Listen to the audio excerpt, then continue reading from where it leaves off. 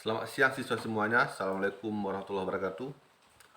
Jumpa lagi kita dalam pelajaran sosiologi. Kali ini materinya untuk kelas 11 dalam materi kelompok sosial. Namun kali ini kita membahas tentang tipe-tipe kelompok sosial berdasarkan para ahli. Nah, pada pertemuan kali ini kita fokuskan pada salah seorang ahli sosiologi yang sangat terkenal yang bernama Emile Durkheim. Jadi beliau merupakan salah seorang sosiolog terbesar di dunia, salah satu bapak sosiologi modern yang meletakkan dasar-dasar pemahaman sosiologi dalam kerangka metodologi penelitian masyarakat.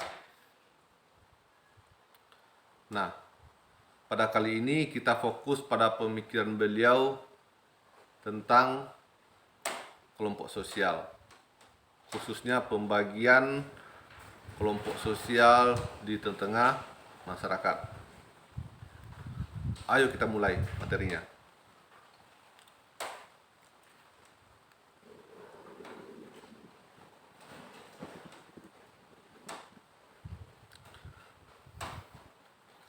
Jadi Emile Durkheim ini mempunyai nama asli David Emile Durkheim, di mana beliau lahir pada 15 April 1858 dan meninggal 15 November 1917 pada umur 59 tahun. Jika kalian membaca di internet, di Wikipedia atau di YouTube, beliau merupakan salah seorang ahli sosiologi yang kehidupan akhirnya tidak begitu bagus, dalam artian dia, kalau kita orang yang beragama ini, beliau bisa bilang seorang ateis dalam hal pemikiran. Hal itu mungkin dilatar belakangi oleh pengalaman-pengalaman beliau semasa hidup, sehingga membuat pemikiran beliau bisa seperti itu. Dan perlu diketahui bahwa beliau juga merupakan salah seorang pendiri Fakultas Sosiologi pertama di Eropa pada tahun 1895. Nah, jadi Fakultas Sosiologi itu telah ada di Eropa pada abad ke-18, masuk abad ke-19.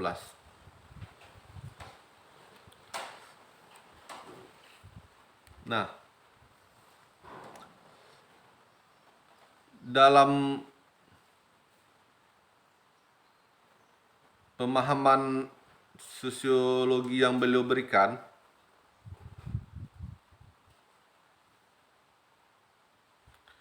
dalam bukunya yang berjudul The Division of Labor in Society, seperti yang bisa kalian lihat di deskripsi ini, ia membagi dua kelompok sosial, yaitu kelompok sosial mekanis dan kelompok sosial organis. Nah, sekarang kita masuk pada kelompok sosial yang mekanis. Apa itu kelompok sosial mekanis? Kelompok sosial mekanis ini yaitu kelompok sosial yang ada pada masyarakat yang sangat sederhana atau masyarakat tradisional, di mana ciri-cirinya diantaranya kelompok tersebut tinggal secara tersebar, hidup terpisah satu sama yang lainnya, memenuhi kebutuhan masing-masing tanpa adanya bantuan dari kelompok lain, dan masing-masing anggota dapat menjalankan peranan yang dijalankan orang lain, pembagian kerjanya belum berkembang, kehadiran anggota kelompok tidak mempengaruhi kelangsungan hidup kelompok. Artinya pemahaman yang diberikan oleh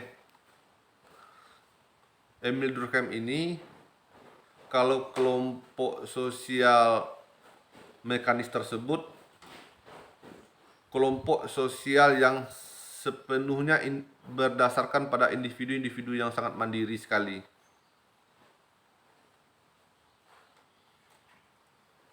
Dan dalam artian setiap individu yang ada di kelompok itu memiliki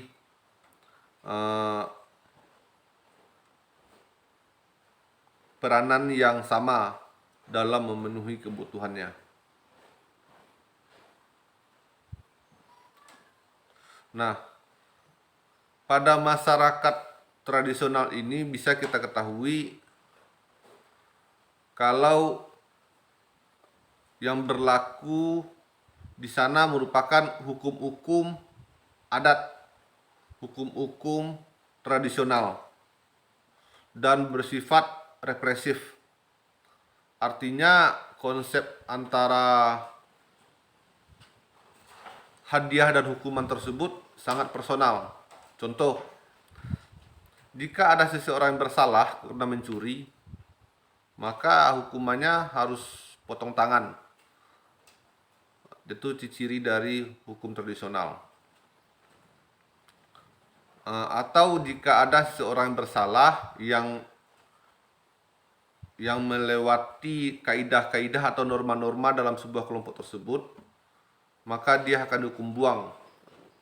Jadi dipisahkan dia dari anggota kelompok induknya. Jadi seperti itu kira-kira. Nah, pertanyaannya sekarang, apakah kelompok tersebut masih ada pada saat ini? Jika kita mengacu pada konsep Emil Durkheim ini, hampir dikatakan sangat sedikit sekali kelompok yang menganut pemahaman seperti ini. Seperti kita ketahui, pada abad 21 ini semua masyarakat hampir seluruhnya terpengaruh oleh pemahaman modernitas, sehingga hukum-hukum yang bersifat tradisional tersebut mulai ditinggalkan. Dan mungkin kalaupun ada suku-suku terasing kayak suku Amazon, kayak suku-suku di pedalaman seperti itu, mungkin masih ada. Cuman jika kita membahas secara garis besar, sangat jarang sekali kita temui kelompok mekanis ini. Salah satu yang mencirikan kalau saat ini susah sekali kita temui kelompok mekanis ini di tengah-tengah masyarakat, adanya dalam hal pemenuhan kebutuhan. Jadi pemenuhan kebutuhan saat ini itu hampir seluruhnya tidak mampu seorang manusia tersebut atau individu tersebut bisa dia untuk memenuhi semua apa yang diinginkannya.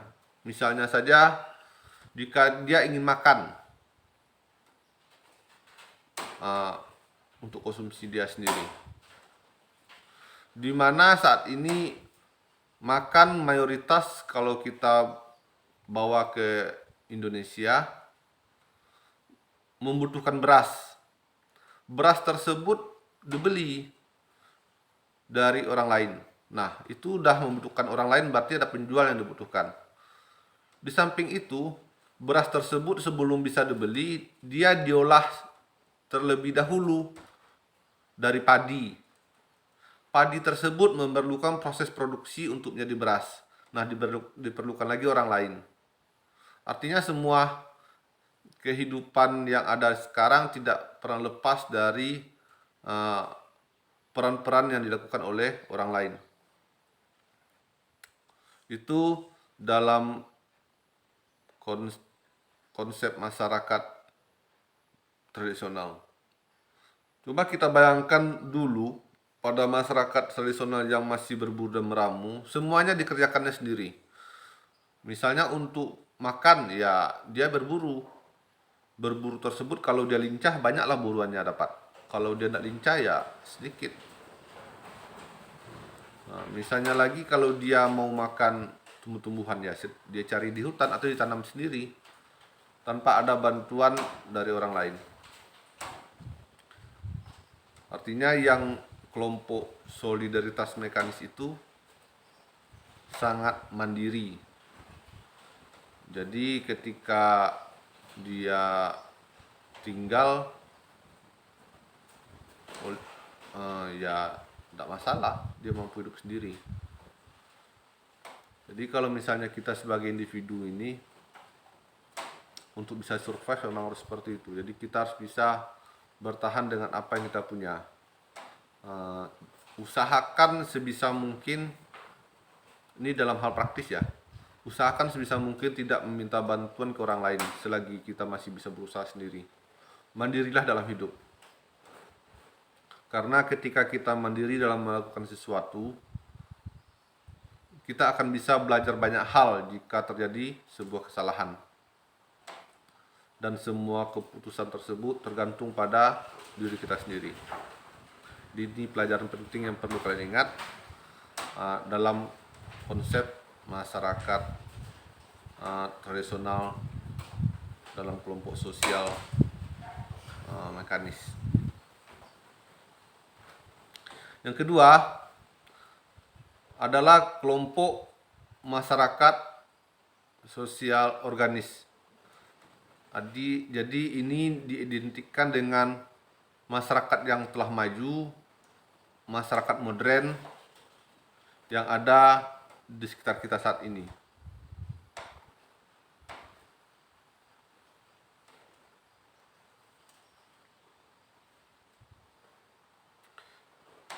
Jadi cirinya masyarakat ini, dia telah mengenal pembagian kerja, dan pembagian kerja tersebut dipersatukan oleh ketergantungan antara satu pihak dengan pihak yang lainnya. Jadi pihak satu dibutuhkan oleh pihak yang lain. Jadi ketergantungan tersebut sangat kuat. Ketika ada satu pihak yang bermasalah, maka akan bermasalah semua yang ada di sistem tersebut. Yang kedua, setiap anggota menjalankan peranan yang berbeda. Jadi peranan masing-masing anggota tersebut sangat berbeda. Misalnya, jika kita melihat dalam sebuah aturan masyarakat modern dalam hal kelompok sosial sebuah perusahaan, itu sangat jelas sekali. Perusahaan merupakan sebuah bentuk kelompok sosial modern, di mana di situ ada pimpinannya atau atasan, pemilik, pekerja, dan manajemen-manajemen yang mengaturnya. Jadi nampak sekali mana kalau dia CEO, ya dia mengatur secara umum. Kalau misalnya dia sebagai teknisi, bagaimana kelanjutan perusahaan tersebut dalam hal teknis, dia yang mengatur semuanya, dia yang mengerjakannya. Bagaimana dengan pekerja bawah atau buruh kasar, ya dia yang mengatur semuanya. Jadi antara satu pihak dengan pihak lain itu sangat bagus sekali kerjasamanya. Ketika salah satu pihak tersebut tidak melakukan perannya dengan bagus, misalnya teknisi tidak mampu melaksanakan peran dengan bagus, maka akan bermasalahlah sebuah perusahaan tersebut. Begitupun dengan pekerja bawahannya. Ketika dia tidak mampu menghandle pekerjaan di bawah seperti cleaning service saja lah, cleaning service, dia tidak mampu memberikan pelayanan maksimal pada perusahaan seperti tempat kerja tak bersih, kotor, itu akan sangat mengganggu jalannya sebuah perusahaan. Hanya cleaning service saja. Apalagi kalau misalnya dalam hal CEO, dia tidak mampu manajemen perusahaan secara bagus, maka akan hancurlah perusahaan tersebut. Kemudian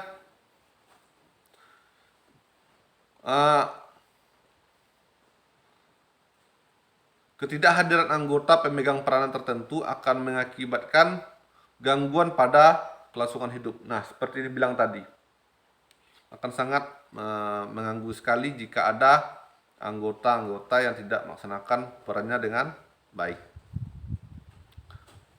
Jadi kita ambil contoh yang kedua,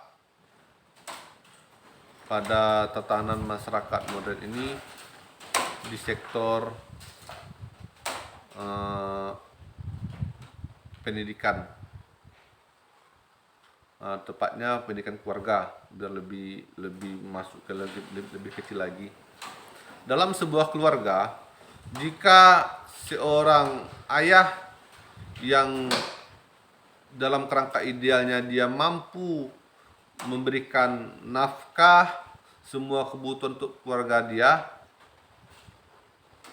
namun dia tidak melaksanakan hal tersebut, maka sistem kekeluargaan yang harmonis akan hancur. Akan terjadi penyimpangan sosial dalam keluarga tersebut. Kenapa? Karena nilai-nilai yang diserapnya oleh anak-anak serta keluarga dia yang lain tidak akan dilakukan dengan sempurna.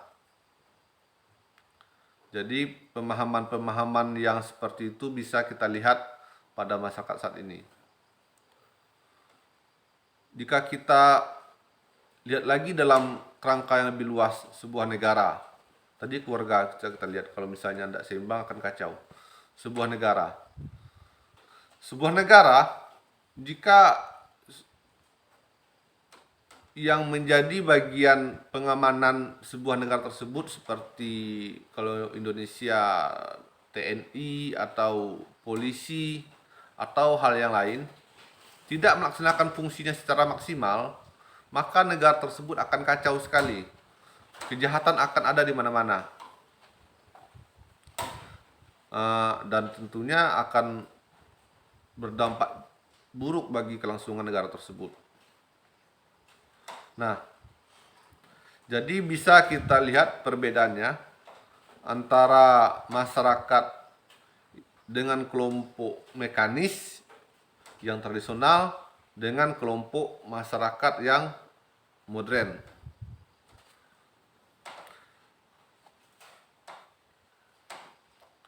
Nah, salah satu lagi perbedaannya antara masyarakat mekanis dan modern ini, kalau masyarakat mekanis dia disatukan oleh salah satunya kesepakatan kolektif. Artinya ada konsensus yang disepakati, yang diiyakan oleh semua anggota kelompoknya. Misalnya pada hari Sabtu kita pergi merayakan sebuah kegiatan ibadah. Ini kalau waktu orang Yahudi dulu. Jadi setiap Sabtu hari Sabat tersebut mereka melakukan kegiatan ibadah.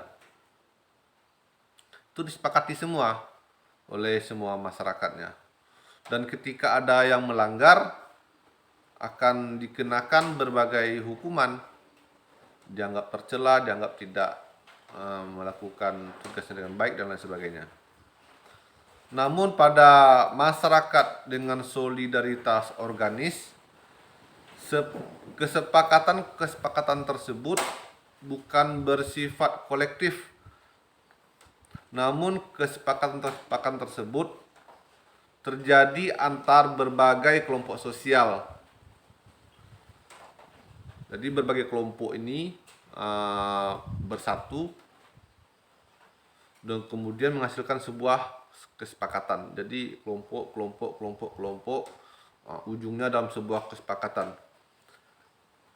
Dan hukum yang menonjol dalam sebuah masyarakat solidaritas organis ini yaitu hukum yang bersifat perdata dan bukan pidana. Misalnya kalau ada pelanggaran yang dilakukan, yang diterapkannya bukan hukuman fisik tapi denda atau seperti itu kira. Jadi ada undang-undang yang mengatur dalam tatanan sebuah kelompok tersebut. Contoh yang sangat ringkas sekali, kalau kita melanggar aturan, kita pergi menggunakan kendaraan roda 2 atau roda 4, dan ketika kita ditilang oleh polisi, nah dikenakan denda. Denda tersebut merupakan bentuk nyata dari konsep masyarakat dengan solidaritas organis. Atau misalnya kalau sekarang ini ada berkembang isu pemiskinan koruptor, itu merupakan sebuah bentuk dari konsekuensi masyarakat dengan solidaritas organis yang lebih mengedepankan keseimbangan sosial dibandingkan penghukuman secara fisik kepada individu yang melakukan sebuah kesalahan yang melenceng dari norma-norma yang ada tersebut. Jadi bisa kita pahami kalau dalam sebuah masyarakat yang ada di dunia ini, menurut Durkheim ada dua. Pertama, masyarakat dengan kelompok solidaritas mekanis.